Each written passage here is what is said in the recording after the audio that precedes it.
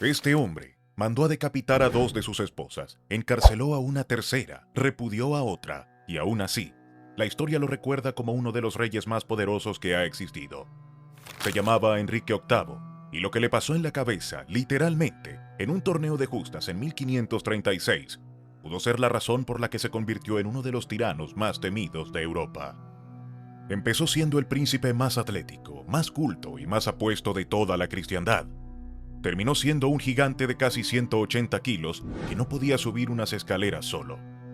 En medio, hay un accidente que la ciencia moderna todavía discute, una ruptura con el Papa que partió a Europa en dos y 6 esposas que pagaron cada una a su manera el precio de estar cerca de él.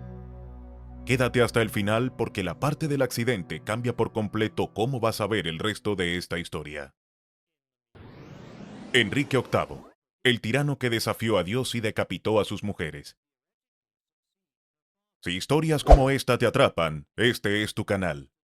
En Historia Inédita desenterramos cada semana los capítulos que los libros de texto resumen en 2 líneas porque son demasiado incómodos para contarlos completos. Suscríbete y activa la campana, porque lo que viene después en este video es todavía más oscuro. 1. El príncipe que no debía reinar. Enrique nació el 28 de junio de 1491, segundo hijo varón del rey, y aquí va el primer dato que casi nadie sabe. Él no estaba destinado al trono. Ese lugar era de su hermano mayor Arturo, entrenado desde la cuna para gobernar. Enrique, en cambio, creció casi libre. Casa, justas, música, idiomas, ninguna presión. Hasta que en 1502 todo cambió en 5 meses. Arturo, recién casado con la princesa española Catalina de Aragón, murió de forma repentina. De la noche a la mañana, un niño de 10 años se convirtió en el heredero de Inglaterra. Cuando subió al trono en 1509, Enrique era literalmente la fantasía de un rey renacentista hecha realidad. Más de 1,90 m, invencible en la justa, bailarín, músico, políglota. El humanista Erasmo de Róterdam lo describió como un joven de talento extraordinario. Los cronistas de la época lo llamaban el príncipe más apuesto de la cristiandad. Se casó con Catalina, la viuda de su hermano, con permiso especial del Papa, un permiso que años después se convertiría en la bomba que hizo estallar media Europa. Nadie en esa boda podía imaginar en qué se convertiría ese joven perfecto. Pero para entender el monstruo en el que se transformó, primero hay que entender la obsesión que lo consumió por dentro durante casi 2 décadas. 2. La obsesión que lo volvió peligroso. Todo giraba en torno a una sola cosa: un heredero varón. Sin él, Inglaterra corría el riesgo de volver a la guerra civil. Para Enrique no era un deseo personal, era una amenaza existencial. Catalina tuvo varios embarazos, casi todos terminaron en pérdida o muerte infantil. Solo una hija, María, sobrevivió, y con cada fracaso, Enrique se convencía más de algo perturbador, que su matrimonio estaba maldito por Dios, castigado por haberse casado con la viuda de su hermano. Fue entonces cuando apareció Ana Bolena, inteligente, ambiciosa, educada en la corte francesa. A diferencia de su propia hermana, que ya había sido amante del rey, Ana se negó a ser una más, y esa negativa, en lugar de alejar a Enrique, lo encendió como nada antes lo había hecho. Le escribió cartas de amor que hoy se conservan y que rozan la obsesión enfermiza. Enrique quería anular su matrimonio para casarse con ella, y cuando el Papa dijo que no, el rey de Inglaterra tomó una decisión que ningún monarca europeo se había atrevido a tomar antes. 3. Cuando un hombre se declaró por encima de Dios. Ante la negativa del Papa, Enrique hizo algo sin precedentes. Rompió con Roma y se declaró a sí mismo cabeza suprema de la Iglesia de Inglaterra. De un plumazo, dejó de existir una autoridad por encima de la suya, ni siquiera el Papa.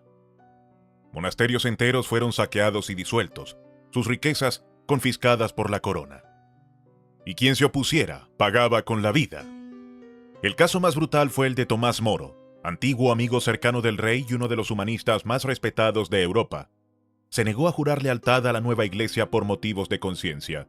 Fue decapitado en 1535. Piénsalo un segundo.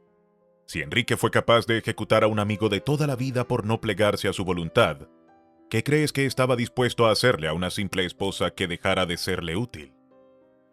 La respuesta llega en la siguiente parte, y empieza con un golpe en la cabeza que muy pocos documentales se atreven a explicar cómo lo vamos a hacer ahora. 4. El accidente que pudo cambiar el curso de la historia. Enero de 1536. Torneo de justas en Greenwich. El caballo de Enrique, completamente armado, se desploma sobre él. El rey queda inconsciente casi 2 horas. Para cualquier neurólogo actual, eso es una señal de alarma gravísima. Varios historiadores y médicos modernos han planteado algo perturbador, que ese golpe pudo dañar el lóbulo frontal, la zona del cerebro que controla los impulsos y las emociones. Y la coincidencia es escalofriante, porque fue justo después de este accidente cuando los cronistas empezaron a describir a un Enrique distinto: ira descontrolada, paranoia, crueldad que antes nadie le había visto. Meses después del golpe, Ana Bolena pierde un embarazo de un varón, y en cuestión de semanas, la mujer por la que Enrique desafió al Papa pasa a ser acusada de adulterio, incesto y traición. El accidente también reabrió una herida en su pierna que jamás cicatrizó. Se convirtió en una úlcera crónica, dolorosa, con un olor tan fuerte que se notaba habitaciones antes de que él entrara. Los médicos, aterrados de contrariarlo, apenas se atrevían a tratarlo. Ese dolor constante, sumado a un posible daño cerebral sin diagnosticar, convirtió al príncipe atlético en el tirano que la historia recuerda.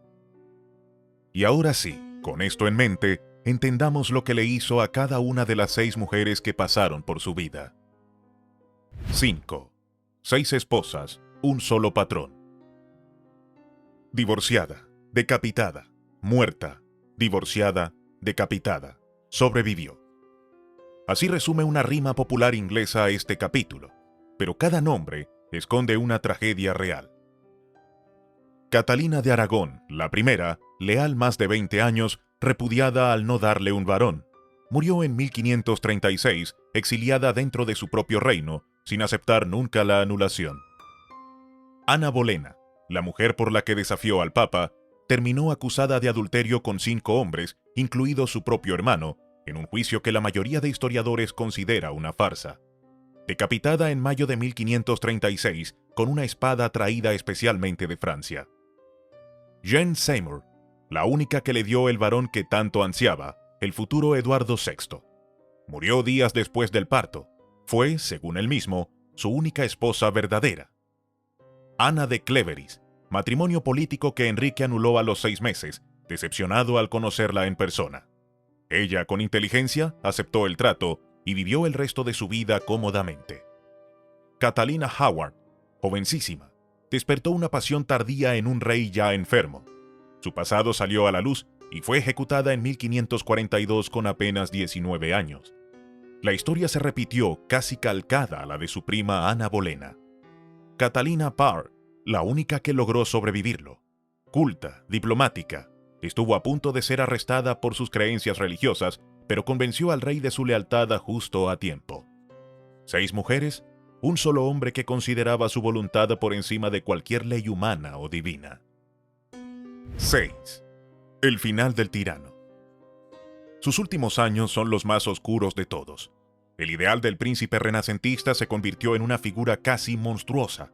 Casi 180 kilos, incapaz de subir escaleras sin ayuda, devorado por el dolor y por una paranoia que lo llevó a ejecutar hasta a sus consejeros más leales. Thomas Cromwell, el hombre que había diseñado la maquinaria legal de su reinado, fue ejecutado en 1540. Incluso en sus últimos meses de vida, Enrique ordenó la ejecución del duque de Norfolk, que solo se salvó porque el rey murió la noche anterior. Nadie en esa corte, por leal que fuera, estaba realmente a salvo.